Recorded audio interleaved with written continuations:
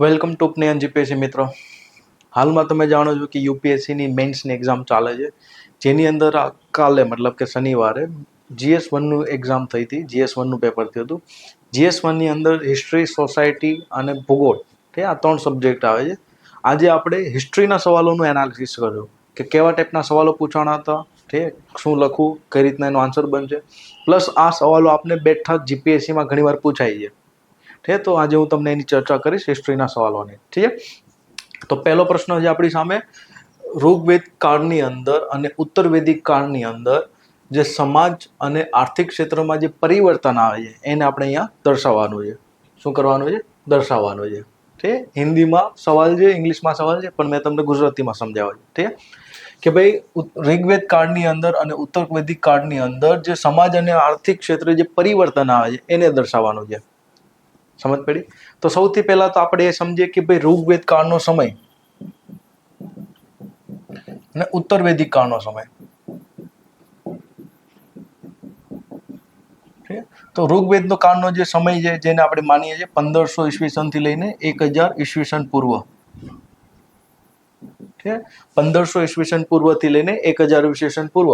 અને ઉત્તર વૈદિક કાળનો જે સમય છે એને આપણે માનીએ છીએ 1000 ઈસવીસન પૂર્વથી લઈને 600 ઈસવીસન પૂર્વ.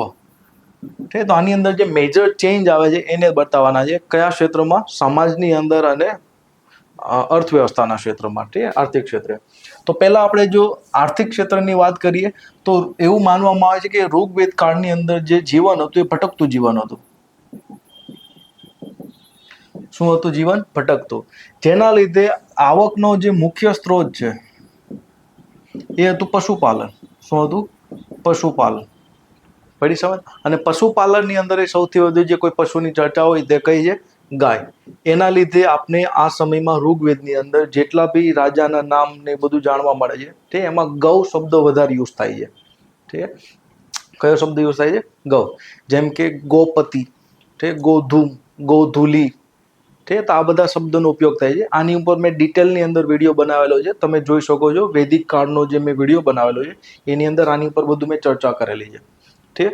તો અહીંયા આવકનો મુખ્ય સ્ત્રોત શું હતું? પશુપાલન. આગળ જતા શું થાય છે કે ઉત્તર વૈદિક કાળમાં જે જીવન છે સ્થાયી થઈ ગયું. જીવન સ્થાયી જીવન થઈ ગયું. ઠીક. તો આવકનો અહીંયા મુખ્ય જે સ્ત્રોત છે એ કૃષિ બને છે. શું બને છે? કૃષિ.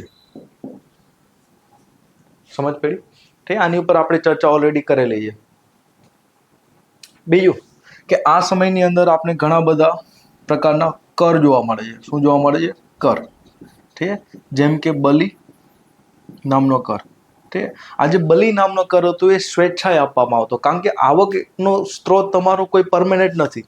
ઠીક. પશુપાલન આધારિત આવક છે. તો જ્યારે તમારે ઉત્પાદન કંઈ વધુ થઈ જાય તો તમે વધુ ઉત્પાદન, સરપ્લસ જે પ્રોડક્શન છે એ તમે રાજાને ખુશીથી આપતા, પોતાની ઈચ્છાથી આપતા. તો આવા કરને શું કહેતા? બલિ. ઠીક. ઈચ્છાથી આપતા કર. સમજ પડી? આગળ જતા શું થાય છે કે ભાઈ અહીંયા આવકનો સ્ત્રોત મેઇન કૃષિ થઈ ગયો, તો કૃષિ ઉપરથી અલગથી ટેક્સ લાગશે. તો કૃષિ ઉપર ટેક્સ લાગશે જેને કહેતા આપણે ભાગ. કયો ટેક્સ કહેતા? ભાગ. જે 1/6 લાગતો.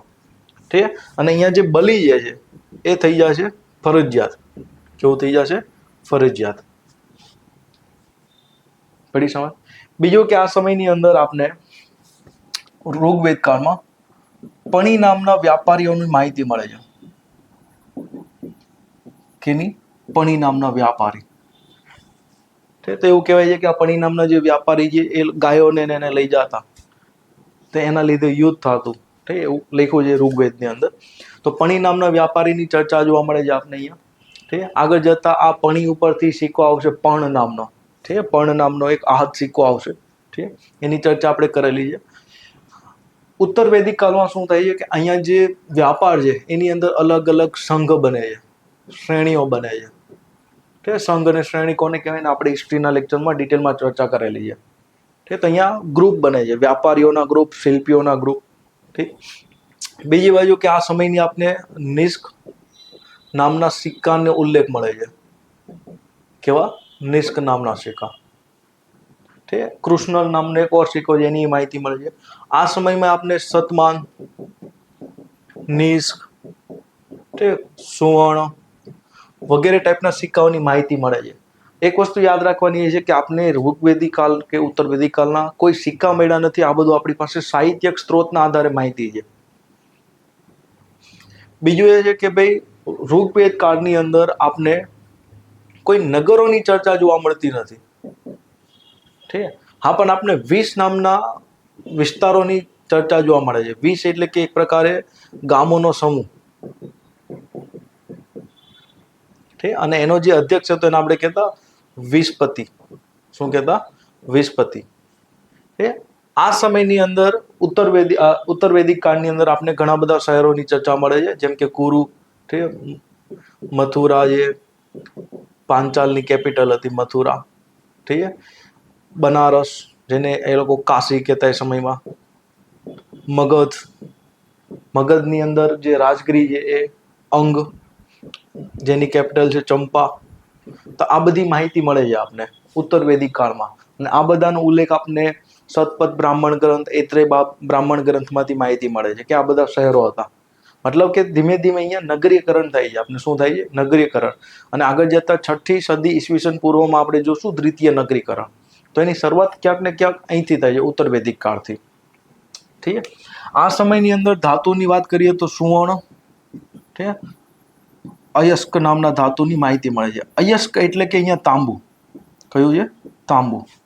ઠીક છે. આ સમયમાં સુવર્ણ એ તો હતું જ, તે સુવર્ણ એટલે કે સોનું. ઠીક. અહીંયા કૃષ્ણ અયસ્ક આવશે. ઠીક. મતલબ કે અહીંયા કૃષ્ણ અયસ્કનો મતલબ છે લોહું. ઠીક છે. આયરનનો ઉપયોગ ચાલુ થઈ ગયો હતો ભારતની અંદર ઈસવીસન 1000 પૂર્વની અંદર અથવા તો 1100 ઈસવીસન પૂર્વની અંદર. ઠીક છે. તો અહીંયા આપણે કૃષ્ણ અયસ્કની માહિતી મળે છે, પ્લસ રજત એટલે કે ભાઈ ચાંદી. ઠીક છે. અલગ અલગ ધાતુની માહિતી મળે છે આપને. મતલબ કે ધીમે ધીમે લોકો અહીંયા લોહાનો ઉપયોગ કરતા શીખી જશે.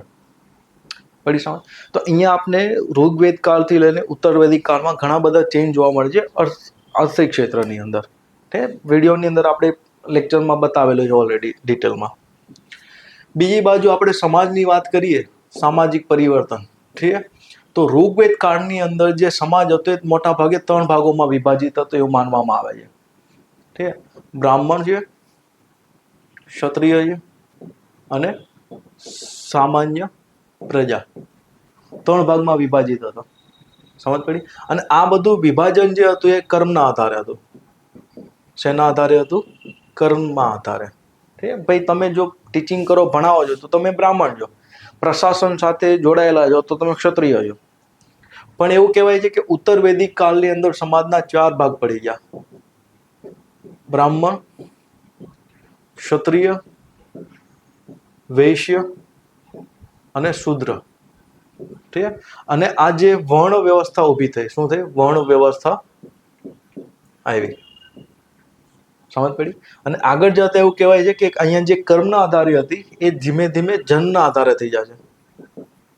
જન્મના આધારે શું થઈ જશે? વિભાજન. સમજ પડી? કે તો ભાઈ જે ક્ષત્રિય છે તેના છોકરા ક્ષત્રિય, જે વૈશ્ય છે, વૈશ્ય એટલે કે જે વ્યવસાય ખેતી વ્યક્તિ સાથે જોડાયેલા છે તો એના છોકરા એક કામ કરતા. પડી સમજ? તો અહીંયા સમાજમાં ધીમે ધીમે વિભાજન જોવા મળે છે. પડી સમજ? બીજું કે આ સમયમાં મહિલાની સ્થિતિ સારી હતી. ઠીક. આપણી પાસે ઘણા બધા એક્ઝામ્પલ છે. તો મહિલા અહીંયા શિક્ષા લેતી, એ સમયની જે પ્રશાસનિક સંસ્થા છે જેમ કે સભા, સમિતિ, એ બધામાં ભાગ લેતી. ઠીક. આ સમયમાં શું થાય છે કે ઉત્તરવેદિક કાળમાં કે મહિલાની પરિસ્થિતિમાં થોડો ગિરાવટ, મતલબ કે નબળાઈ આવે છે. ઠીક. શિક્ષાનો અધિકાર તો બનેલો જ છે, જેમ કે આપણી પાસે ગાર્ગી કરીને એક મહિલા ઋષિ છે, એની માહિતી મળે છે. પણ એવું કહેવાય છે કે હવે સભા અને સમિતિની અંદર એની જે ભાગીદારી હતી એ નહીવત થઈ ગઈ. મતલબ કે મહિલાની પ્રશાસનની અંદર ભાગીદારી નહીવત થઈ જશે. પડી સમજ? ઠીક. બીજી બાજુ આપણે ઉત્તરવેદિક કાળની અંદર ગોત્ર ની જાણકારી મળે છે. ઠીક. જે ઋષિઓ પોતાની ગાયોને રાખતા. ઠીક. અને એ ગાયોના આધારે એના ગોત્ર પડતા. ઠીક. જેમ કે ગૌતમ જે ગોત્ર છે, એના પછી જે મહર્ષિ ગોત્ર, તો આ બધા અલગ અલગ ગોત્રના નામ પડતા ઋષિઓના આધારે. તો ધીરે ધીરે શું થયું કે ગોત્ર નામની વ્યવસ્થા ઊભી થશે. મતલબ કે એક ગોત્રની અંદર લગ્ન ના કરી શકાય. હજી બી તમે નોર્થ ઇન્ડિયામાં જશો તો આ ભાવના ચાલે છે. ઠીક. ગોત્ર નામની. કે તો આપણે સવાલ આજે જે માત્ર ને માત્ર 150 વર્ડ્સમાં લખવાનો હતો, ઠીક, 150 શબ્દોમાં. તો સ્ટાર્ટિંગ આપશો કે ઉત્તરવેદિક કાળ ને ઋગ્વેદિક કાળની વચ્ચે જે સમય છે એ લખી શકો છો, ઠીક છે. એના પછી હંમેશા યાદ રાખજો કે યુપીએસસી ની અંદર કે જીપીએસસી ની અંદર મેન્સનો આન્સર ક્યારેય આ રીતના મેં જે સમજાવ્યું છે આ રીતના ના લખી શકાય, તફાવત પાડી ના લખી શકાય. તમારે હંમેશા પેરેગ્રાફ ટુ પેરેગ્રાફ જ આન્સર લખવો પડે. શું લખવો પડશે? પેરેગ્રાફમાં જ આન્સર લખવો પડે, ઠીક. તો પહેલા શું લખશો કે ભાઈ ઋગ્વેદ કાળની અંદર આવકનો મુખ્ય સ્ત્રોત પશુપાલન હતું, પણ આગળ જતા આવકનો સ્ત્રોત ઉત્તરવેદિક કાળમાં કૃષિ થઈ જાય છે, ઠીક. તો આ રીતના તમારે પેરેગ્રાફ ટુ પેરેગ્રાફ જ આન્સર લખવો પડશે, તો જ માર્ક્સ મળશે, ઠીક.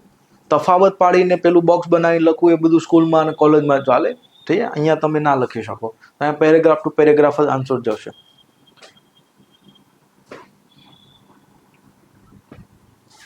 ચલો હવે સમજીએ બીજો પ્રશ્ન જે પૂછાણો હતો કે ભાઈ દક્ષિણ ભારતની અંદર કલા અને સાહિત્યમાં વિકાસમાં કાંચીના પલ્લવ શાસકોનું યોગદાનનું મૂલ્યાંકન કરો.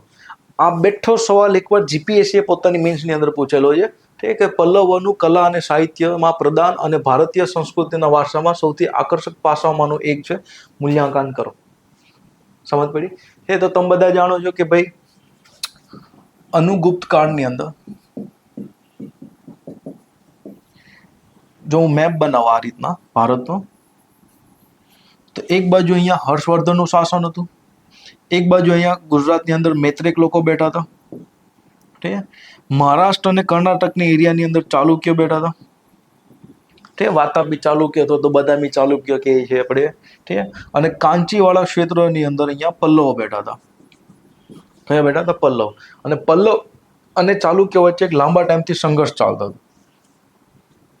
ચાલુક્ય અને પલ્લવ વચ્ચે સંઘર્ષ હોવા છતાં પણ પલ્લવ લોકો સ્થાપત્યની અંદર એક ભારતની અંદર મંદિર સ્થાપત્યમાં એક નવી શૈલીનો ઈજાદ મતલબ કે વિકાસ કરે છે, જેનું નામ છે દ્રવિડ શૈલી. કઈ શૈલી છે? દ્રવિડ શૈલી. તો મંદિર સ્થાપત્યની અંદર દ્રવિડ શૈલીની શરૂઆત જે કોઈ કરી હોય તે પલ્લવ શાસકોએ કરી હતી. ઠીક. પલ્લવ શાસકોનો આપણે જે સમય જોશું, ઠીક, તો 5મી સદીથી લઈને 6ઠી સદી, ઠીક, અને 7મી સદી, ઠીક, આ સમય સુધી એનું શાસન હતું, ઠીક. તો અહીંયા પલ્લવોએ નાગર શૈલી દ્રવિડ શૈલીની જે શરૂઆત કરી છે, ઠીક. તો સ્ટાર્ટિંગની અંદર જે એના મંદિરની સ્થાપત્ય તમે જોશો તો આપણે એને 2 ભાગમાં વિભાજિત કરી છે સ્થાપત્યને. કેટલા ભાગમાં વિભાજિત કરી? 2 ટાઈપમાં, ઠીક, સ્થાપત્યને. એક છે રોક કટ આર્કિટેક્ચર, મતલબ કે એકાસ્મક. એકાસ્મક એટલે કે એક જ પથ્થરમાંથી બનાવવામાં આવેલું, ઠીક, જેને આપણે કહીએ છીએ રોક કટ આર્કિટેક્ચર, ઠીક. રોક એટલે કે પથ્થરોને કટ કરીને બનાવવામાં આવતું, તો એક જ પથ્થરમાંથી એ લોકો આખું મંદિર કે ગુફાને બનાવતા, ઠીક. બીજું છે સ્વતંત્ર. કેવું છે? સ્વતંત્ર મંદિરો, મતલબ કે પથ્થરોને જોડીને મંદિરો બનાવવામાં આવતા. સમજ પડી? તો જે શરૂઆતની અંદર જે દ્રવિડ શૈલીની અંદર જે મંદિરો બન્યા છે એ રોક કટ આર્કિટેક્ચર બન્યા છે. સમજ પડી? હવે આની અંદર અલગ અલગ શૈલી છે, ઠીક. જેમ કે મહેન્દ્ર શૈલી, ઠીક, નરસિંહ વર્મન શૈલી. શું કહીએ આપણે? નરસિંહ વર્મન શૈલી. મતલબ કે આ શૈલી મતલબ કે ભાઈ એ સમયના જે રાજા થઈ ગયા એને જે આર્કિટેક્ચરમાં યોગદાન આપ્યું છે એના આધારે આપણે એને શૈલીના નામ પાડી દીધા છે, ઠીક છે. તો નરસિંહ વર્મન જે શૈલી છે એનું બીજું નામ હતું મહામલ. શું નામ હતું? મહામલ. એના લીધે આને મહામલ શૈલી પણ કહે છે. સમજ પડી? હવે આના જે ઉદાહરણો આપું મહેન્દ્ર શૈલીની અંદર, તો સ્ટાર્ટિંગની અંદર ગુફાની અંદર આ લોકો શું બનાવે છે? મંદિર. શું બનાવે છે? ગુફાની અંદર મંદિર. હું તમને અહીંયા એના ફોટા બતાવું એટલે વધુ આઈડિયા આવે, ઠીક છે. આ રીતના જોઈ શકો છો, એક જ પથ્થર, ઠીક, એનામાંથી કટિંગ કરીને આ રીતના ગુફા બનાવેલી છે, હે ને. બીજી બાજુ છે આ એમનો બીજો ફોટો છે, તમે જોઈ શકો છો કે મંદિર એટલે ગુફા છે અંદર, એની બહાર 2 દ્વારપાલ ઊભા છે. શું ઊભા છે? દ્વારપાલ, જે એની રક્ષા કરે છે, ઠીક. અહીંયા અને અહીંયા દ્વારપાલ છે, ઠીક. બીજો ફોટો જોઈ શકો છો, ઠીક. આ એમના બીજા ફોટા છે અલગ અલગ ગુફાઓના, ઠીક. મામુંદર કેવ ટેમ્પલ. એના પછી નરસિંહ વર્મન એટલે કે મહામલે શું કર્યું હતું કે આ રીતના રથ મંદિર બનાવ્યા છે. શું બનાવ્યા હતા? રથ મંદિર. પેંગોડા આપણે કહીએ છીએ આને. શું કહીએ છીએ? સપ્ત પેંગોડા અથવા તો પંચ પાંડવ મંદિર કહીએ છીએ. તો 5 અહીંયા અલગ અલગ મંદિર બનાવેલા. આ એક આખો પથ્થર હતો. આ આખા પથ્થરને કટિંગ કરીને અલગ અલગ આ ટાઈપના મંદિર બનાવેલા છે.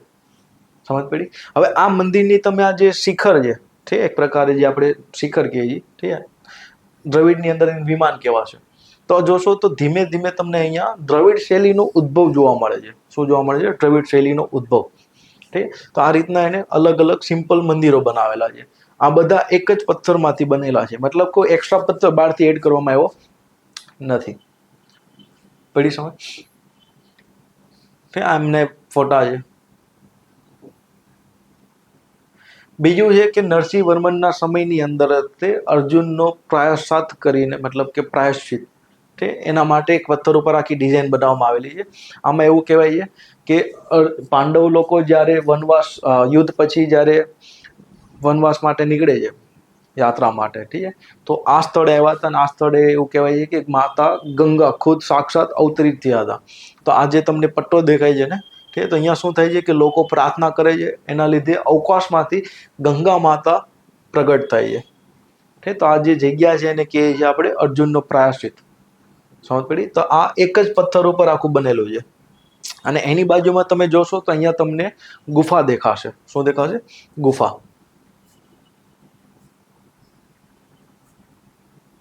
આ રીતના તમે જોઈ શકો છો. સમજ પડી? ઠીક. તો આ એક જ પથ્થરમાંથી બધું બનેલું છે. મતલબ કે આ બધું મોનોલિથિક હતું, એકાસ્મક. બીજી બાજુ આગળ જતા મામલાપુરમની અંદર હવે તમે જોશો તો સ્વતંત્ર મંદિર બનશે. કેવા મંદિર બનશે? સ્વતંત્ર. ઠીક છે. તો આ જે મંદિરની શૈલી છે, મામલાપુરમ શૈલી, ઠીક છે, તો આ જે શૈલી છે એનો જે સ્થાપક છે એને આપણે કહીએ છીએ રાજશ્રી શૈલી. કેવી કહીએ છીએ? રાજશ્રી શૈલી. ઠીક છે. તો આની અંદર તમે જોઈ શકો છો કે આ જે બધા પથ્થરોને એકબીજાની સાથે એ રીતના ઇન્ટરલોક કરેલા છે કે એને જોડવા માટે આપણે કોઈ અલગથી સિમેન્ટ કે એવું કોઈ વસ્તુ વાપરી નથી. આ બધું ઇન્ટરલોક કરેલું છે એક પથ્થરોને એકબીજા સાથે. તો આ જે સોર ટેમ્પલ જે આપણે કહીએ છીએ, ઠીક, તમિલનાડુની અંદર આવેલું છે, ઠીક. તો આ રાજેશ્વર શૈલી છે, ઠીક. તો હવે કેવા મંદિરો બનશે? સ્વતંત્ર. ઠીક. હવે જો તો આસપાસ તમને કોઈ મોટા પહાડ કે પથ્થર નહીં જોવા મળે. અહીંયા સ્વતંત્ર શૈલીના મંદિરો બને છે, ઠીક. આ મંદિર આજની તારીખમાં હજી બી એમને મણિકામ છે, ઠીક. નવીન વાત એ છે કે આને જોડવા માટે કોઈ પણ પ્રકારનું વચ્ચે મીડિયેટર એટલે કે સિમેન્ટ કે ગારો કે એવું કઈ ચૂનો કે એવું કઈ વસ્તુ એડ જ નથી કરી. પથ્થરોનું કટિંગ જ એ રીતના છે કે એકબીજા સાથે આ રીતના ઇન્ટરલોક થઈ ગયેલા છે. આ દરિયા કિનારે આવેલું છે. હવે એવું માનવામાં આવે છે કે એ સમયની અંદર આ જે મંદિરો દરિયા કિનારે બનતા એનું પાછળનું લોજિક એવું હતું કે દરિયાઈ વ્યાપાર બહુ સારો હતો. તો આજની તારીખમાં આપણે કેમ દીવા દાંડી આવે, તો એ રીતના દીવા દાંડીના રૂપમાં આ મંદિરો કામ કરતા એ સમયમાં. ઠીક. તો એવું માનવામાં આવે છે. ઠીક. હવે એ સમયમાં કેટલું રિયલ હોય આપને શું ખબર, જો કે હશે જ તે. પછી કાંચીની અંદર કૈલાસના ટેમ્પલ આવેલું છે. હવે તમે જો, ઠીક, હવે મંદિરોની સાઇઝ ધીમે ધીમે વધવા મળી. ઠીક. આ એનું જે શિખર છે, ઠીક, એને આપણે એકચ્યુઅલી દ્રવિડની ભાષામાં વિમાન કહે છે, વિમાન. ઠીક. તો એની હાઇટ ધીમે ધીમે વધવા મળે છે. પ્લસ એની આસપાસ બાઉન્ડ્રી આપણે બનાવશું. શું બનાવશું? બાઉન્ડ્રી.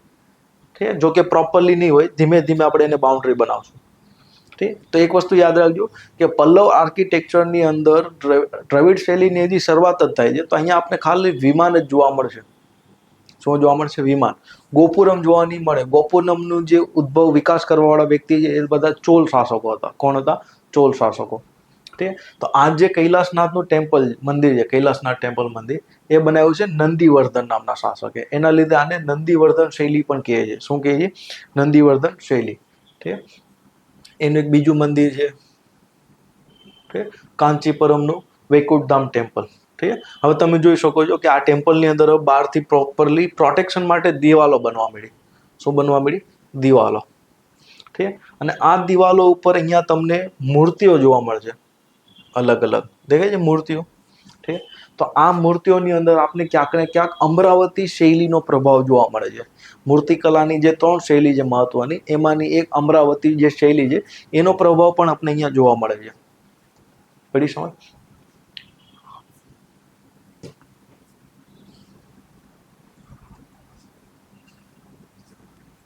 તો અહીંયા સ્વતંત્ર મંદિરની આપણે ચર્ચા કરી, એની અંદર સૌથી પહેલા આપણે જે રાજશ્રી શૈલી,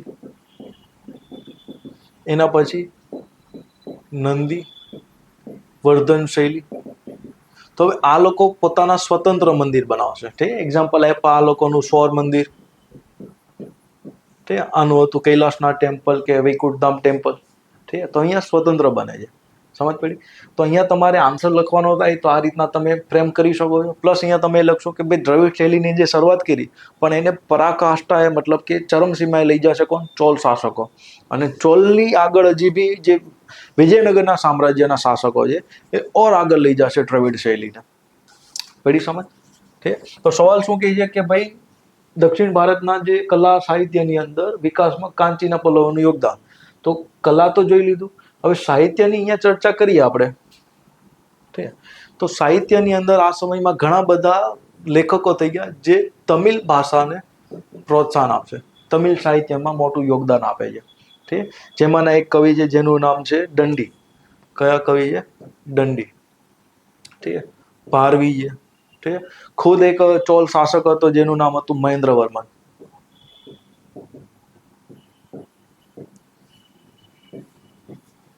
દંડીની કૃતિ આપણે જોશું તો એનું નામ છે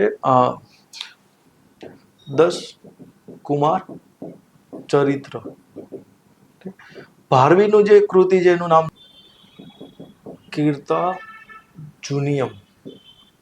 ઠીક, આ જે કીર્તાર્જુનિયમ જે કૃતિ છે એની અંદર એવું છે કે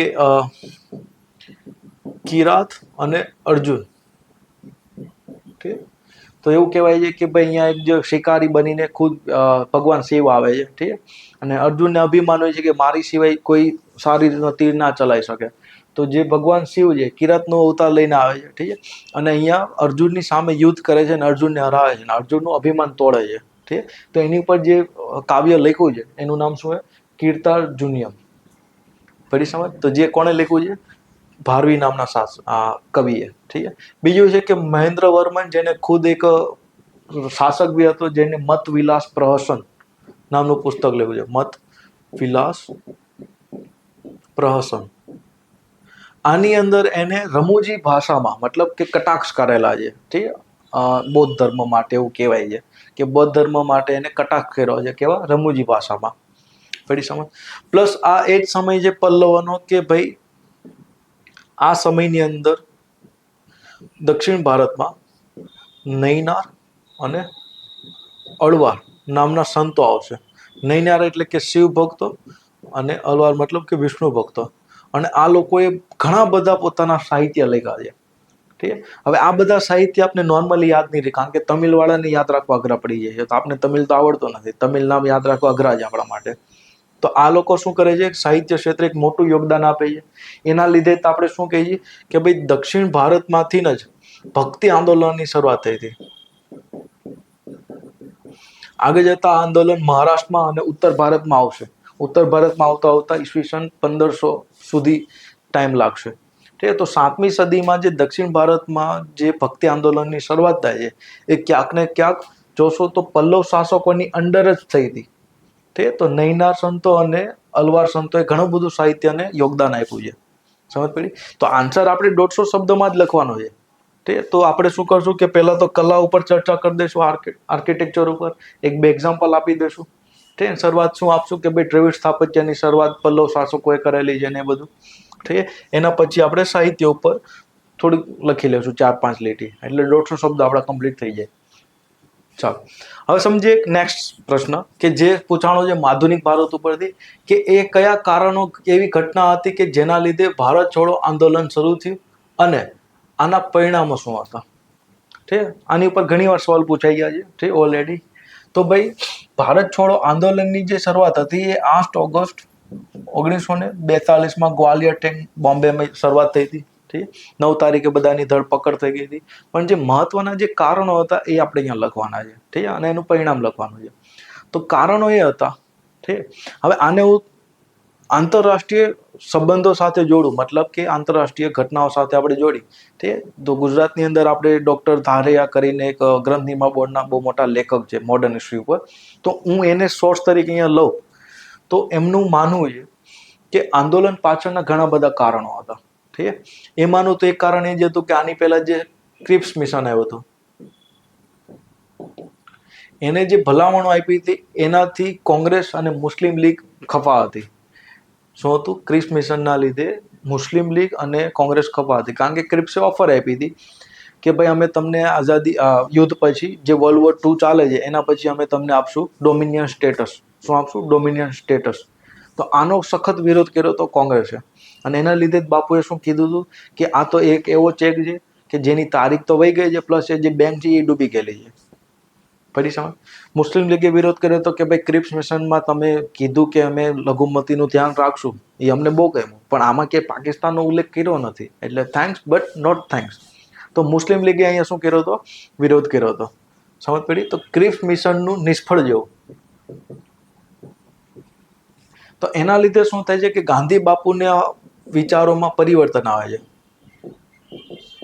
ગાંધી બાપુનું કેવું હતું કે ભાઈ બ્રિટિશ લોકો આપને સ્વરાજ આપવા માંગતા નથી, એટલે જ્યાં સુધી લોકો અહિંસક બની રહે એટલી વાટ જોવા માટે હું હવે તૈયાર નથી, એટલે આંદોલન ચાલુ કરીએ. ઠીક છે. તો અહીંયા તે ગાંધી બાપુએ શું નારો આપ્યો હતો? કરો યા તો મરો. પડી સમજ? તો બાપુએ શું કીધું કે લોકો અહિંસક બને ત્યાં સુધી આપણે એની રાહ જોઈ શકીએ એમ નથી, એટલે એક જન આંદોલન જરૂરી છે. તો બાપુના ઘણા બધા વિચારો પ્રગટ થઈ ગયા સમયમાં. તો બાપુના વિચારો કે જ્યાં અહિંસક આંદોલનની વાત કરતા હતા એની જગ્યાએ શું વાત કરશે કે ભલે થોડીક હિંસા થઈ જાય, ઠીક છે, પણ મને કોઈ વાંધો નથી. ખેર ડાયરેક્ટલી એવું કીધું નથી, પણ આ ટાઈપનું કીધેલું કે લોકો અહિંસક બને એની રાહ જોવાની જરૂર નથી, આંદોલન જરૂરી છે. પડી સમજ? અને બીજું એ કીધેલું કે કોઈ પણ પરિસ્થિતિ આવી જાય હું આંદોલનને પાછું ખેંચીશ નહીં. સમજ પડી? તો ગાંધી બાપુનું માનવું હતું કે આ સમયમાં World War ચાલે છે, તો બ્રિટિશ લોકો એમાં બિઝી છે, તો આંદોલનને દબાવી નહીં શકે એટલું ક્રૂરતાથી. પણ સરદાર વલ્લભભાઈ પટેલ છે, જવાહરલાલ નહેરુ છે, મૌલાના અબુલ કલામ આઝાદ છે, એ લોકોનું માનવું હતું કે જો આંદોલન કરશું તો અંગ્રેજ સરકારને ક્રૂરતાથી દબાવવાનો પ્રયત્ન કરશે. અને જો કે આગળ જતા થયું બી એવું, ક્રૂરતાથી દબાવવાનો પ્રયત્ન કર્યો હતો. ઠીક. બીજું કારણ એ છે કે આ સમયની અંદર તમે જોશો, ઠીક, તો ઓગસ્ટ 1942, ઠીક, તો 42ના સમયની અંદર સુભાષબાબુ, ઠીક, સુભાષચંદ્ર બોઝ, ઠીક, આપણે સુભાષબાબુ કહીએ, એ જર્મનીમાં આંટા મારતા હતા અને જર્મનીથી મદદ લેતા હતા. કોની સામે લડવા માટે? બ્રિટિશ સામે લડવા માટે. ઠીક. અને ત્યાં જઈને એને બર્લિનની અંદર ફ્રી ઇન્ડિયા કરીને રેડિયો ચાલુ કરેલું, અને દરરોજની સાંજે ત્યાંથી રેડિયોથી પ્રસારણ થતું ભારતની અંદર, અને બોલતા આમચી સુભાષ બોલતી, ઠીક, તો બંગાળીમાં ઓબ્વિયસલી બોલતા. તો એના લીધે ભારતની અંદર ક્યાંક ને ક્યાંક રાષ્ટ્રવાદની અંદર જુસ્સો આવી ગયો હતો. ઠીક છે. તો જુસ્સો વધારવામાં એક સુભાષબાબુનું મહત્વની ભૂમિકા હતી. બીજું કે રાષ્ટ્રવાદના વધવામાં જાપાનની મહત્વની ભૂમિકા હતી, કારણ કે આ એ જ સમય છે કે જ્યારે ડિસેમ્બર 1941માં જાપાને પર્લ હાર્બર ઉપર ધડાધડી બોમ્બ પડ્યા, ઠીક, જેમાં યુએસએના ઘણા બધા સૈનિકોને માર નાખ્યા, 25,000 સૈનિકોને માર નાખ્યા એવું કહેવાય છે. ઠીક. ફેબ્રુઆરી આવતા એને 1942માં જે બ્રિટિશનું સિંગાપુર હતું, બ્રિટિશની અંદર જે સિંગાપુર હતું એ સિંગાપુર એ છીનવી લીધું હતું. ઠીક. અને જૂન જુલાઈ આસપાસ છે 1942માં એને રંગૂન ઉપર કબજો કરી લીધો. ક્યાં કબજો કરી લીધો? રંગૂન, એટલે કે બર્મા ઉપર કબજો કરી લીધો હતો. તો હવે બ્રિટિશ માટે સૌથી મોટી સમસ્યા કઈ હતી? બર્મા, કારણ કે બર્મામાં પડોશી તરીકે હવે જાપાનીઝ લોકો આવી ગયા હતા. તો આ બધાથી સ્વાભાવિક વસ્તુ છે કે ભારતીયની અંદર શું આવશે? રાષ્ટ્રવાદની ભાવના, જુસ્સો. ઠીક. અને એ જ સમય છે કે જ્યારે સિંગાપુરમાં બ્રિટિશ આર્મી હારી જશે તો એના 40,000 જેટલા પ્રિઝનર ઓફ વોર, મતલબ કે એના જે સૈનિકો હતા, ભારતીય સૈનિકો, એને જાપાનીઝ લોકોની મદદથી, તે જાપાનના સમયમાં રાસબિહારી બોઝ બેઠા હતા, તે મોડર્ન હિસ્ટ્રીની અંદર હું આ ડિટેલમાં ચર્ચા કરીશ. એની એક સંસ્થા હતી ઇન્ડિયા ઇન્ડિપેન્ડન્ટ લીગ, અને એ સંસ્થાના જે સિંગાપુરના એક મેમ્બર હતા જેનું નામ હતું પ્રીતમસિંહ. તો પ્રીતમસિંહ શું કરશે કે જે પ્રિઝનર્સ ઓફ વોર છે, જે સિંગાપુરની અંદર ભારતીય સૈનિકો હતા બ્રિટિશના જે હારી ગયેલા 40,000, એના જે કેપ્ટન છે મોહનસિંહ, એની મુલાકાત કરાવશે જાપાનીઝ અધિકારીઓ સાથે, અને અહીંયા એક સંસ્થા બને છે જેનું નામ છે ઇન્ડિયન નેશનલ આર્મી, મતલબ કે આઝાદ હિન્દ ફોર્સ. પેઢી સમજ? તો આઝાદ હિન્દ ફોર્સ બનવાથી એ લોકો શું કરે છે? સિંગાપુરથી લઈને રંગૂન સુધી પહોંચીને કબજો કરી લે છે. તો ક્યાંક ને ક્યાંક આ જે વસ્તુ છે એના લીધે ભારતની અંદર શું આવશે? રાષ્ટ્રવાદની ભાવના. પડી સમજ. અને આ રાષ્ટ્રવાદની ભાવના કેવી બધી હતી, તો અંડરગ્રાઉન્ડ અહીંયા કામ થતા, ઠીક, ભૂગર્ભ કામ. જેમ કે તમે જાણો છો કે બોમ્બેની અંદરથી ઉષા મહેતા જે રેડિયો ચલાવતા હતા, ઠીક છે, જયપ્રકાશ નારાયણની બધા લોકો હતા જે ક્રાંતિકારી પ્રવૃત્તિઓ કરતા હતા, ઠીક છે. આ સમયમાં તમે કર્ણાટક પદ્ધતિ જોશો. કર્ણાટક પદ્ધતિનો મતલબ છે કે ભાઈ જેટલા બી સંચારના સાધનો છે બ્રિટિશના, એને બધાને તોડી નાખો, ઠીક છે. જેમ કે બોમ્બ ફેંકવા, ઠીક, રેલવે લાઈન ઉખાડી નાખવી, ટ્રેનો ઉથલાવી, ઠીક, વીજળીના થાંભલા ઉડાડી નાખવા, જે તાર હતા તાર ફોન માટેના, ઠીક, એ બધા કાપી નાખવા. તો આ બધી પ્રવૃત્તિઓ ચાલતી હતી, ઠીક. તો આને ક્યાંક ને ક્યાંક રાષ્ટ્રવાદનું પ્રોત્સાહન ક્યાંથી મળે છે? જાપાનની કાર્યવાહીથી, ઠીક. તો વર્લ્ડ વોરની અંદર જાપાન બહુ એગ્રેસિવ હતું, પડી સમજ. તો એક કારણ શું થયું કે ક્રિપ્સ મિશનની નિષ્ફળતા, બીજી ગાંધી બાપુના વિચારોમાં પરિવર્તન, ત્રીજું કે સુભાષ બાબુનું જર્મની, ઠીક, એ બધું, પડી સમજ. હા ના. તો આ બધા કારણોના લીધે ક્યાંક ને ક્યાંક ભારત છોડો આંદોલનની શરૂઆત થઈ છે બોમ્બેથી, ઠીક. હવે આનું પરિણામ શું આવ્યું? તો પરિણામ આપણે જોઈએ તો 8 ઓગસ્ટ 1942માં શરૂઆત થઈ, ઠીક, અને 9 ઓગસ્ટ ઓપરેશન ઝીરો ઓવર દ્વારા વાઇસરોય સમયમાં લીલિત ગયો હતો, ઠીક. એના દ્વારા મોટાભાગના જે નેતાઓ હતી કોંગ્રેસના, એ બધાની થઈ ગઈ ધરપકડ. તો કોંગ્રેસ નેતાઓની, મોટાભાગના નેતાઓની શું થઈ ગઈ? ધરપકડ. એના લીધે આંદોલનની અંદર કોઈ ઉપર નેતા નહોતું, તો આંદોલન પોતાના હિસાબે ચાલતું હતું, ઠીક. લોકોની અંદર જોશ હતો કે ભાઈ ગમે તે સરકારને ઉખેડી ફાટવી છે, આ કરવું છે ને તે કરવું છે. તો એમાં કેટલી બધી રીતના આપણે સરકારી સંપત્તિઓને નુકસાન કર્યું, કે લાખો કરોડ રૂપિયાનું નુકસાન કર્યું. હજારોની સંખ્યામાં જે સરકારી સંપત્તિ હતી એને ઉડાડી નાખી, ઠીક, એની ઉપર કબજો કરી લીધો. બીજી બાજુ સમાંતર સરકાર ચાલુ થઈ હતી સતારાની અંદર, મદનીપુર નામનો એરિયા છે, ત્યાં સમાંતર સરકારો ચાલતી હતી. ઘણી સમજ. ડિટેલમાં આપણે આને મોડર્ન હિસ્ટ્રીમાં ભણશું તમારે. તો આ રીતના એક બાજુ સરકારી સંપત્તિઓને નુકસાન, બીજી બાજુ સમાંતર સરકારો ચાલતી હતી, ઠીક. બીજી બાજુ ભૂગર્ભ કાર્ય, જેમ આપણે આગળ ચર્ચા કરી, એ બધું ચાલતું હતું. તો ઓબ્વિયસલી વાત છે કે આની સામે જે બ્રિટિશ સરકાર છે એ ક્રૂરતાનો ઉપયોગ કરશે અને ક્રૂરતાથી આંદોલનને દબાવવાનો પ્રયત્ન કરશે. કેટલી ક્રૂરતા કરશે? ઠીક.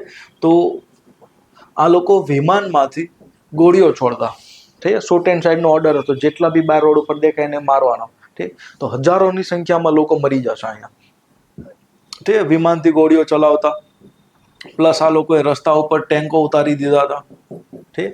તો હજારોની સંખ્યામાં અહીંયા શું કરવામાં આવશે? લોકોની હત્યા કરવામાં આવશે, પડી સાહેબ. સૌથી દુઃખની વાત તો એ છે કે આ જે બ્રિટિશ સૈનિકો હતા જે લોકોને મારતા હતા, તો એ બ્રિટિશ સૈનિકો ક્યાંક ને ક્યાંક તો ભારતીય જ હતા. તો આપણે ત્યાં હંમેશા અંગ્રેજોમાં ચમચાઓની કમી નહોતી, આપણે બહુ બધા ચમચાઓ હતા અંગ્રેજોની ચાટોગીરી કરવાવાળા, ઠીક. તો ક્યાંક ને ક્યાંક આપણા જ સૈનિકો હતા તો ભારતીય જ, પણ કામ કોનું કરતા હતા? બ્રિટિશનું, ઠીક. તો રસ્તા ઉપરથી જેટલા બી લોકો દેખાતા બધાને મારવામાં આવતું. તો ગ્રંથિમાં બોર્ડમાં એક વિસ્તારથી ડેટા આપેલો છે કે કેટલી સંપત્તિને નુકસાન થયું, કેટલા કરોડોનું નુકસાન થયું, કેટલા લોકો મર્યા. આ બધા સરકારના ડેટા છે એ સમયની, ઠીક. તો હજારોમાં લોકો મૃત્યુ પામશે, ઠીક. તો આંદોલનને ક્યાંક ને ક્યાંક દબાવવાનો પ્રયત્ન કરશે. બીજું એ કે ભાઈ 1943ની અંદર ઓડિશા અને બંગાળમાં એક ભયંકર દુષ્કાળ પડે છે. શું પડે છે? ભયંકર દુષ્કાળ. તો આંદોલનને એકદમ જ તે શું કરી દેવામાં આવે છે? અહીંયા આંદોલન ધીમું પડી જશે. તો આ દુષ્કાળની અંદર 30 થી 35 લાખ લોકોના મૃત્યુ થયા હતા. અને ક્યાંક ને ક્યાંક જે ચર્ચિલ, ઠીક, એની જે સ્કોચ અવર પોલિસી જે હતી એના લીધે મૃત્યુ પામે છે, ઠીક. એમાં એવું હતું કે ભાઈ ભારતમાંથી અનાજો બધું લઈ જતા ક્યાં? યુરોપમાં, અને ત્યાં જઈને સ્ટોર કરતા.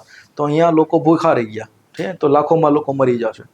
બીજી બાજુ કે આંદોલનનો ઓલ ઇન્ડિયા મુસ્લિમ લીગે સખત વિરોધ કર્યો હતો. તો આંદોલનને દબાવવા માટે મુસ્લિમ લીગે શું કર્યું? તો એક બાજુ કોમી હુલ્લડો ચાલુ કર્યા, ઠીક. હિન્દુ મુસ્લિમ વચ્ચે દંગાઓ કરાવશે કોણ? મુસ્લિમ લીગ. કારણ કે આ સમયમાં બંગાળની અંદર મુસ્લિમ લીગની ખુદની સરકાર હતી, ઠીક. તો અહીંયા કોમી હુલ્લડો થશે, હજારોની સંખ્યામાં હિન્દુઓને મારવામાં આવશે, ઠીક, મુસ્લિમ લીગ દ્વારા, પડી સમજ. બીજી બાજુ કે આ યુદ્ધની અંદર સામ્યવાદી જે પાર્ટીઓ હતી, ઠીક છે, એણે ભારત સરકારનો સપોર્ટ કર્યો હતો, મતલબ કે બ્રિટિશ સરકારનો. શું કામ? કારણ કે જર્મનીએ જ્યારે યુએસએસઆર ઉપર આક્રમણ કર્યું 1941માં, ઠીક છે, તો યુએસએસઆર તમે જો તો સામ્યવાદીઓનો ગઢ હતો. એના લીધે ભારતની અંદર જે સામ્યવાદી પાર્ટીના લોકો હતા એણે શું કીધું કે ભાઈ હવે તો અમે બ્રિટિશને સપોર્ટ કરશું. તો હિંદ છોડો આંદોલનની અંદર સામ્યવાદી પક્ષોએ બ્રિટિશનો સપોર્ટ કર્યો હતો અને જેટલા બી ભારતીય ક્રાંતિકારી આંદોલન કરતા હતા એ બધા માટે બાતમીદારનું કામ કર્યું હતું આ લોકોએ, અને બાતમીઓ આપતા. સમજો? ઠીક, તો ગદ્દારોની કમી ક્યારેય ભારતમાં રહી જ નહોતી. ઠીક, આ એક સામ્યવાદી પાર્ટી છે કે જેને આઝાદી પછી ભારતની આઝાદીનો વિરોધ કર્યો હતો. એ લોકો ઈચ્છતા હતા કે અમારે ભારત આવું નથી જોતું, ટુકડાવાળું જોતું હતું ભારત. અને હજી બી આ લોકો માંગે છે કે ટુકડાવાળું ભારત થાય. ઠીક, તમે બધા જો પોલિટિક્સ જાણતા હોય તો તમને ખબર જ હશે. ઠીક, તો પરિણામ કાંક આ રીતના આવ્યું હતું. ઠીક, અને યાદ રાખજો કે ભાઈ હિંદ છોડો આંદોલનના લીધે બ્રિટિશને કોઈ લાંબો ફરક નહોતો પડ્યો. જો ફરક પડ્યો તો 42માં ખાલી કરીને વયા ગયા હોત, પણ હજી 5 વર્ષ રહી ગયા. ઠીક, 47માં જાય છે. એની પાછળ બીજા ઘણા બધા કારણો છે. સમજ પડી? આની ઉપર મેં એક વિડીયો બનાવેલો છે, આઝાદીના કારણો. તમે સર્ચ કરશો તો ત્યાં મળી જશે. સમજ પડી? ખેર, બધું લખવાનું નથી, 150 શબ્દમાં આપણે પતાવવાનું છે. ઠીક, તો પહેલા કારણો લખો, ઠીક, આરામથી, અને એના પછી પરિણામો લખો. પરિણામો બહુ ખાસ નથી, એટલે 3-4 લીટી જ લખવાની રહેશે. સમજ પડી? ચાલો, નેક્સ્ટ સવાલ છે. હાલાકી મહાન ચોલ શાસક આજે મોજૂદ નથી, પણ તેની કલા અને સાહિત્ય, વાસ્તુકલા એ એટલી ઉત્કૃષ્ટ ઉપલબ્ધિ હતી કે જેના લીધે આજે આપણે ગર્વ લઈ શકીએ છીએ. શું કરી શકીએ છીએ? ગર્વ મહેસૂસ કરી શકીએ છીએ. તો ચોલ લોકોએ તેવું શું કર્યું કે આના લીધે આપણે ગર્વ કરી શકીએ છીએ? ઠીક, તો ચોલનો નાનો આમ તો ઇતિહાસ જોણો તો ભાઈ વિજયાલય નામના વ્યક્તિએ પલ્લવોથી અલગ થઈને પોતાનું સામ્રાજ્ય બનાવ્યું હતું ચોલ. ઠીક, અને દક્ષિણ ભારતનું એવડું મોટું સામ્રાજ્ય બન્યું હતું કે આગળ જતા રાજા ચોલ નામના શાસકની અંદર આખું દક્ષિણ ભારત, એની સાથે સાથે શ્રીલંકા, માલદીવ્સ, ઠીક, પ્લસ મલેશિયા, ઇન્ડોનેશિયા, બર્માના શાસકો પણ ખંડણી આપતા. ઠીક, રાજા ચોલની અંદર ને રાજેન્દ્ર ચોલની અંદર. તો એટલું મહાન સામ્રાજ્ય બનાવીને ઊભું કરી દીધું હતું. સમજ પડી? અને સૌથી મોટી નૌસેના હતી.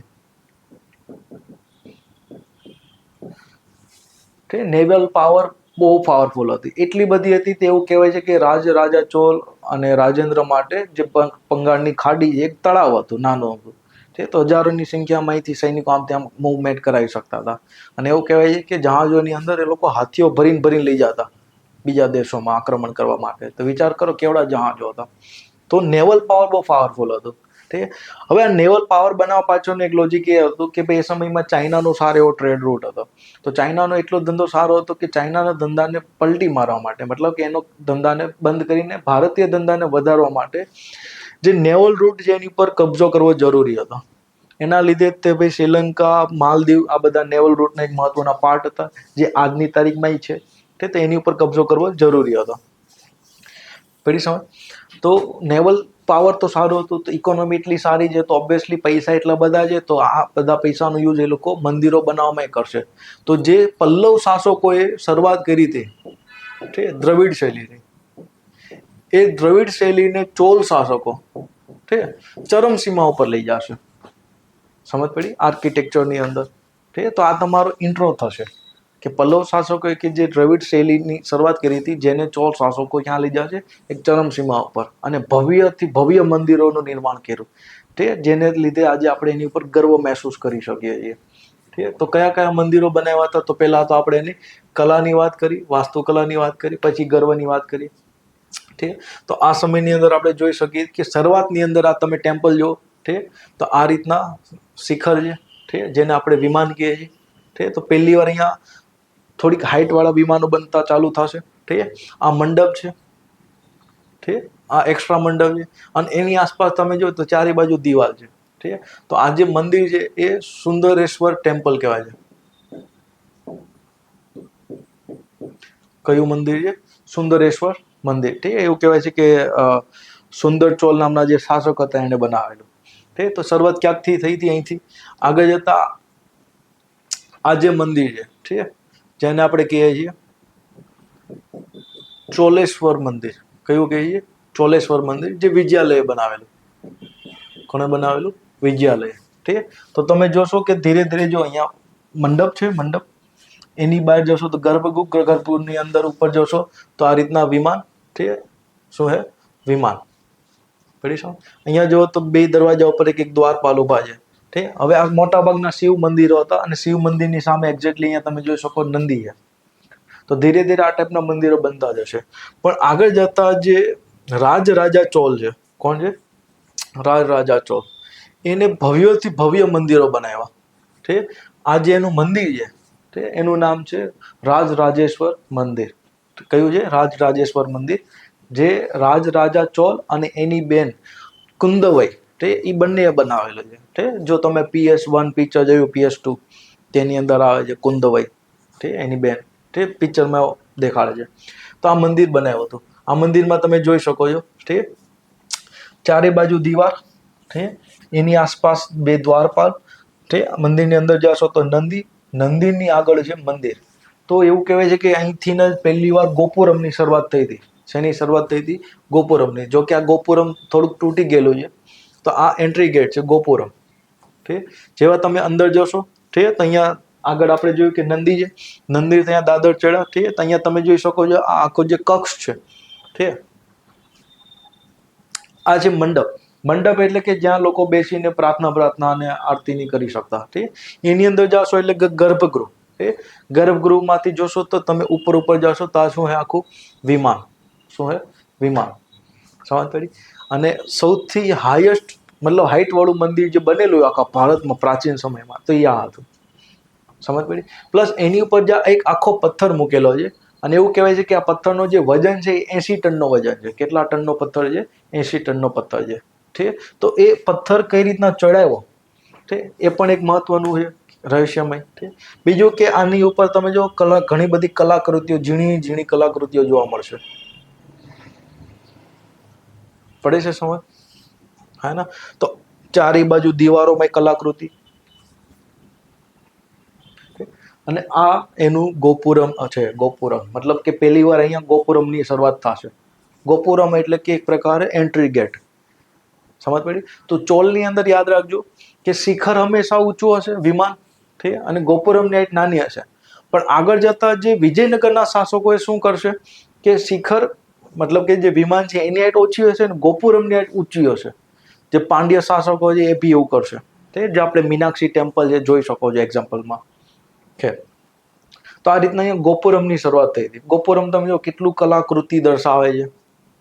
તો આજની તારીખમાં બધું યુનેસ્કો વર્લ્ડ હેરિટેજ સાઇટ છે. હજારોની સંખ્યામાં ટુરિસ્ટો અહીંયા આવે છે. પડી સમજ? તો અહીંયા આજની તારીખમાં આપણે મંદિરોને જોઈને ગર્વ મહેસૂસ કરી શકીએ છીએ. કારણ કે ઉત્તર ભારતની અંદર તમે મંદિરો જોશો તો પ્રાચીન કાળના મંદિરો રહ્યા નથી. ક્યાંક ને ક્યાંક જે બહારી શક્તિઓ, જે બહારથી આક્રમણ થયાના લીધે મંદિરોના ઘણા બધા નાશ થયા છે. પણ સાઉથ ઇન્ડિયાના જે મંદિરો છે ત્યાંના લોકોએ એને સાચવી રાખ્યા, બનાવી રાખ્યા. અને જે બહારી આક્રમણ ત્યાં એનેથી પ્રોટેક્ટ કરવાનો પ્રયત્ન કર્યો હતો સારી રીતના. પડી સમજ? બીજું કે આ સમયની અંદર આપણે મૂર્તિ કલાની અંદર આપણે નટરાજની મૂર્તિઓ, જે કાંસાની બનેલી છે મૂર્તિઓ છે, આજની તારીખમાં વર્લ્ડ હેરિટેજ સાઇટની અંદર બહુ મહત્વનું નામ ધરાવે છે, ઠીક. જે નટરાજની મૂર્તિ છે એ, ઠીક. એની સાથે સાથે આ લોકો ગણપતિની મૂર્તિ બનાવતા, કાર્તિકેયની મૂર્તિઓ બનાવતા, ત્યાં બધી કાંસાની મૂર્તિઓ બનતી, ઠીક. અને અંદરની સાઈડ તમે જ્યારે ટેમ્પલમાં જશો સાઉથ ઇન્ડિયા તો તમે જોશો કે ચારે બાજુ પથ્થરોથી પણ મૂર્તિઓ બનેલી હતી. ભગવાન શિવની અલગ અલગ મૂર્તિઓ, શિવ અને પાર્વતીની મૂર્તિઓ. તો મૂર્તિઓ બનાવવામાં પણ આ લોકો માસ્ટર હતા. પ્લસ મંદિરોની અંદર પોતાના જે પૂર્વજો છે, શાસકો, એના વિશે લોકો લેખ પણ લખાવતા. સમજ પડી? અને એની અંદર એ પોતાની તુલના દેવતાઓ સાથે કરતા. સમજ? તો કલા અને સાહિત્યની અંદર, ખાસ કરીને આર્કિટેક્ચરની અંદર ચોલ શાસકો બહુ પાવરફુલ હતા, બહુ મહાન હતા. સમજ પડી? એની અંદર આપણે ટૂંક સમયમાં ચોલ ઉપર એક વિડીયો યુટ્યુબમાં હું નાખવાનો છું, એમાં હું ડિટેલમાં ઓર સમજાવીશ. પડી સમજ? તો આ રીતના આન્સર લખી શકાય છે. બહુ ઇઝી સવાલો હતા, ઠીક. ચાલો, હવે છે 12મો વર્લ્ડ હિસ્ટ્રી ઉપરથી સવાલ કે ભાઈ ક્યાં સુધી આપણે કહી શકીએ કે પ્રથમ વિશ્વયુદ્ધ જે સામાન્ય હતો, શક્તિ સંતુલન માટે લડવાનું હતું. શેના માટે લડવાનું હતું? શક્તિ સંતુલન માટે. સમજ પડી? જો વર્લ્ડ હિસ્ટ્રી તમે મારી પાસે ભણ્યા છો, ઠીક, જે ઓફલાઈન આપણે ભણાવીએ, તો તમને આ સવાલ બહુ ઇઝી લાગે છે. હવે જે લોકો વર્લ્ડ હિસ્ટ્રી નથી જાણતા, ઠીક, એને હું સમજાવવાનો પ્રયત્ન કરીશ એકદમ સિમ્પલ ભાષામાં. અને આ જ કારણો હતા, યાદ રાખજો. હંમેશા યુદ્ધ ખાલી હથિયારોના લીધે યુદ્ધ નથી થતું. યુદ્ધ થવા પાછળના બહુ બધા અલગ અલગ કારણો હોય છે, અને મેઇન કારણ તો હંમેશા હોય છે પૈસા. તો પૈસાના લીધે જ યુદ્ધ થાય છે. આજની તારીખમાં જો ઇઝરાયલનું યુક્રેનનું યુદ્ધ થાય છે, તેમાં બેઠા બેઠા અમેરિકા કમાય જ છે, અને અમેરિકા ક્યારેય નહીં ઈચ્છે કે આવા યુદ્ધો બંધ થાય, કારણ કે એનો ધંધો ચાલે છે. તો અહીંયા યુદ્ધનું કારણ શું હતું સમજો, કે યુરોપની અંદર ધીમે ધીમે રાષ્ટ્રવાદ વધતો ગયો. એટલો બધો વધતો ગયો કે 1817ની ડેકેડની આસપાસ યુરોપમાં જર્મની અને ઇટલી આ બે દેશોનું એકીકરણ થયું અને યુનિફાઈડ દેશ બન્યા. સમજ પડી? તો એના લીધે શું થાય છે કે યુરોપની અંદર જે પાવર બેલેન્સ હતું એ વિખાણું. ઠીક, જો આપણે મેપ સમજીએ તો આ યુરોપ માની લો, તો યુરોપની અંદર એક મહત્વપૂર્ણ પાવર હતું ઓસ્ટ્રિયા. કયો દેશ હતો? ઓસ્ટ્રિયા. ઠીક. બીજું એક મહત્વપૂર્ણ પાવર હતું ફ્રાન્સ. કયું હતું? ફ્રાન્સ. અને ત્રીજું પાવર હતું યુકે, બ્રિટન. પણ થાય છે એવું કે 1870 પછી આ ફ્રાન્સ અને ઓસ્ટ્રિયાને ક્યાંક ને ક્યાંક હરાવીને તે જર્મની બને છે અને અહીંયા ઇટલી બને છે. તો શું થાય છે કે ભાઈ યુરોપની અંદર જે બેલેન્સ છે પાવરનો એ વિખાશે. ફરી સમજ? રાષ્ટ્રવાદના લીધે. બીજું કે આ એ જ સમયમાં શું થશે કે ધીમે ધીમે ઉગ્ર રાષ્ટ્રવાદ આવશે. સરકાર ઉગ્ર રાષ્ટ્રવાદને પ્રમોટ કરશે. શા માટે પ્રમોટ કરશે હમણાં આગળ હું સમજાવું. ઠીક. અને આ રાષ્ટ્રવાદના લીધે શું થયું કે ઓસ્ટ્રિયાની બાજુમાં પૂર્વી જે યુરોપ છે એની ઉપર ઓટોમન સામ્રાજ્યનો કબજો હતો. કોનો કબજો હતો? ઓટોમનનો. ઠીક. હવે પૂર્વી જે યુરોપના જે લોકો છે જે ઓટોમનની અંદર આવતા, તો ઓટોમન એક મુસ્લિમ સામ્રાજ્ય હતું, પણ જે લોકો હતા એ બધા ક્રિશ્ચિયન હતા. જેના લીધે શું થાય છે કે ક્યાંક ને ક્યાંક અહીંયા રાષ્ટ્રવાદની ભાવના આવી અને આ લોકોએ ડિમાન્ડ કરી કે ભાઈ અમને અલગથી રાષ્ટ્ર જોતો છે. શું જોતું છે? અમને અલગથી રાષ્ટ્ર. પડી સમજ? તો થશે એવું કે આ બધા દેશોને અહીંયા જે રશિયા છે તે એ સપોર્ટ કરશે. ઠીક. બીજી બાજુ ઓસ્ટ્રેલિયા, ફ્રાન્સ ને બધા સપોર્ટ કરશે. જેના લીધે શું થશે કે અહીંયા બાલ્કન યુદ્ધ થશે. શું થાય છે? બાલ્કન યુદ્ધ. ઠીક. 1911માં. પડી સમજ? તો ક્યાંક ને ક્યાંક બાલ્કન યુદ્ધ ચાલુ થયું. ઠીક. આગળ જતા આ બાલ્કન યુદ્ધના લીધે જ વર્લ્ડ વોર 2 ની શરૂઆત થઈ હતી. પડી સમજ? સોરી, વર્લ્ડ વોર 1 ની શરૂઆત થઈ હતી. ઠીક. બીજી બાજુ ભાઈ ઔદ્યોગિક ક્રાંતિ.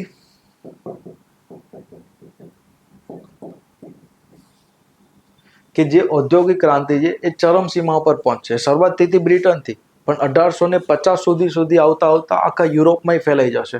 તો ઔદ્યોગિક ક્રાંતિના લીધે શું થાય છે કે ફ્રાન્સ પણ એક મહત્વપૂર્ણ પાવર બન્યું ઔદ્યોગિક રીતના, રશિયા બી ઔદ્યોગિક રીતના એક પાવરફુલ બન્યું, જર્મની પણ આ સમયમાં આવતા આવતા ઔદ્યોગિક રીતના પાવરફુલ બને છે. તો એના લીધે શું થાય છે કે આ લોકો પાસે હવે પ્રોડક્શન એટલું બધું થઈ ગયું કે આ પ્રોડક્શનને વેચવા માટે બજાર જોશે ને, અને પ્લસ પ્રોડક્શન માટે કાચો માલ જોશે. તો બજાર અને કાચા માલ માટે આ લોકો શું કરશે? સામ્રાજ્યવાદની નીતિ અપનાવશે. કેવી નીતિ અપનાવશે? સામ્રાજ્યવાદની નીતિ. એના લીધે તમે જોશો કે આગળ જતા 1878 આજુબાજુ બર્લિનની અંદર એક કોન્ફરન્સ થશે. તો એમાં યુરોપની મોટી મોટી પાવર ભેગી થઈ. બધા પાવરે ડિસાઇડ કર્યું શું? તો એક મેપ કાઢ્યો આફ્રિકાનો. ઠીક છે. એ સમયમાં જે જર્મનીનો પાવરફુલ લીડર હતો બિસ્માર્ક. ઠીક છે. તો એને શું કર્યું? મેપ કાઢ્યો. બધા યુરોપના લોકોને બોલાવ્યા અને મેપ કાઢીને એની ઉપર સ્કેલ મૂકીને લીટા પાડવા માંડ્યા. આ રીતના કે આ તારું, આ તારું, આ મારું, ના તારું. સમજ પડી? એના લીધે તમે આજની તારીખમાં જોઈ શકો છો કે આફ્રિકાના મોટા ભાગના દેશોની જે સીમાઓ છે, બાઉન્ડ્રી એકદમ સ્ટ્રેટ હશે, એકદમ લીટી સીધી હશે. તો આ લોકો બેઠા બેઠા રીતના ભાગ પાડતા હતા. શેના? આફ્રિકાના. સમજ પડી? બાકી એશિયામાં તો બ્રિટિશ આવા નહોતા દેતા કોઈને. પડી સમજ? તો અહીંયા શું થાય છે કે સામ્રાજ્યવાદની નીતિ અપનાવે છે. તો ઓબ્વિયસલી વાત છે કે સામ્રાજ્યવાદની નીતિ અપનાવશો તો આફ્રિકા ઉપર કબજો કરવા માટે જર્મની, ઇટલી, ફ્રાન્સ એ બધા વચ્ચે ડખા થશે. સમજ પડી? બીજી બાજુ કે ઔદ્યોગિક ક્રાંતિના લીધે શું થાય છે કે ભાઈ યુરોપની અંદર સમાજવાદની ભાવના આવે છે. કાર્લ માર્ક્સ જે થઈ ગયા 1850 આજુબાજુ, ઠીક છે, તો અલગ અલગ થિયરી આપે છે. તો ધીરે ધીરે શું થાય છે કે સમાજવાદની ભાવના આવે છે. એમાંથી કાર્લ માર્ક્સે થિયરી આપી સામ્યવાદ. સામ્યવાદ એટલે કે ભાઈ તમે જે તમારી ફેક્ટરી ઉપર કબજો કરી લો, ઠીક, રાજ્ય ઉપર કબજો કરી લો, એના માટે મારકાટ કરવી પડે, જે કરવું એ કરો. સમજ પડે છે? તો સમાજવાદની પ્રવૃત્તિના લીધે શું થાય છે કે ક્યાંક ને ક્યાંક હડતાલ, આ બધું વધવા મળે છે. તો તો યુરોપની સરકારને ડર લાગે છે કે ભાઈ જો આ બધી પ્રવૃત્તિ વધશે તો કાલે ઉઠીને આપણે ત્યાં શું થશે, વિદ્રોહ ને એવું બધું. તો આ લોકો શું કરશે કે ઉગ્ર રાષ્ટ્રવાદને પ્રમોટ કરશે, બીજી બાજુ સામ્રાજ્યવાદની નીતિને પ્રમોટ કરશે, ઠીક, સામ્યવાદની પ્રવૃત્તિઓને દબાવવા માટે કે આ ના આવે એટલા માટે બાલ્કન યુદ્ધ થયું. તો આ બધા જ કારણો ભેગા થઈને શું બનાવે છે અહીંયા World War I. સમજ પડી? આનો એક તાત્કાલિક કારણ એ હતું કે ઓસ્ટ્રિયાનો જે પ્રિન્સ હતો, ઠીક, એ આટા મારતો હતો સારાજેવો નામની જગ્યા છે, ઠીક, સારાજેવો કેપિટલ છે, એકચ્યુઅલી દેશનું નામ છે બોસ્નિયા હાર્જેગોવિના દેશ. તો એક ગ્રુપ આવીને એને ગોળી મારી દે છે, ઠીક, તો પ્રિન્સ મરી જાય છે. તો રશિયા કહે છે, જે ઓસ્ટ્રિયા કહે છે કે ભાઈ સર્બિયાના લોકોએ માર્યો. સર્બિયા કહે છે અમે નથી માર્યો, જે ઉખાડવું એ ઉખાડ લે, ઠીક. તો સર્બિયા ઉપર આક્રમણ કરે તો સર્બિયાના સપોર્ટમાં પાછું રશિયા આવે છે. તો ઓસ્ટ્રેલિયા સામે રશિયા વોર ડિક્લેર કરે છે. તો ઓસ્ટ્રિયાને સપોર્ટમાં બાજુ ફ્રાન્સ આવે છે, બ્રિટિશ આવે છે. તો આ રીતના આખા વોરની શરૂઆત થાય છે. સમજ પડી? તો તાત્કાલિક કારણ તો એ ખાલી એક ચિંગારી જ હતી લગાવવાની, બાકી ઓલરેડી કેરોસીન તો પથરાયેલું જ હતું, તે પેટ્રોલ તો ઓલરેડી હતું જ, તે ખાલી ચિંગારી લાગે છે સારા જેવામાં. પડી સમજ? કોના જેવો? સારા જેવામાં. આઈડિયા? તો મેઇન કારણો આ બધા હતા વર્લ્ડ વોરના. તો ક્યાંક ને ક્યાંક તમે જુઓ તો આ બધા દેશો પોતાના બેલેન્સ માટે લડતા હતા, પાવર સંતુલન માટે. સમજ પડી? કે તો ફર્સ્ટ વર્લ્ડ વોરનું આ કારણો હતા. લાસ્ટ સવાલ છે, હસ્તશિલ્પ ઉદ્યોગ અને કુટીર ઉદ્યોગના પતન માટે ઇંગ્લેન્ડની ઔદ્યોગિક ક્રાંતિ ક્યાં સુધી જવાબદાર હતી? એ જ જવાબદાર હતી, બીજું તો શું હતું? ભારતમાં કાંઈ વધવા ના દીધું, લુખાવ કરી નાખ્યા આપણે. તો ઇંગ્લેન્ડની અંદર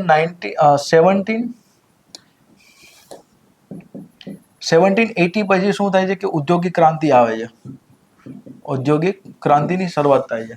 એના લીધે શું થાય છે કે ત્યાંના ઘણા બધા ઉદ્યોગપતિઓ હતા એ જે બ્રિટિશ ગવર્મેન્ટ ઉપર પ્રેશર કરવાનું ચાલુ કરે છે. ધ્યાનથી સમજો અહીંયા શું થાય છે આખી ગેમ. કે જ્યારે બ્રિટિશ લોકો ભારતમાં આવ્યા 1765 પછી, અલ્હાબાદની સંધિ પછી, જેને દીવાની અધિકાર મળ્યા, તે બક્સરના યુદ્ધ પછી અલ્હાબાદની સંધિ થઈ હતી, એના પછી એને દીવાની અધિકારો મળ્યા. તો યુકેનો મેઇન કામ શું હતું? અહીંયા ટ્રેડ કરતા. તો આ યુકે છે, આ છે ભારત. તો એ લોકો શું કરતા કે ભારતમાં આવતા અને અહીંથી વસ્તુઓ લઈ જતા. શું લઈ જતા? વસ્તુઓ. અને એને જઈને ત્યાં વેચીને નફો કમાતા.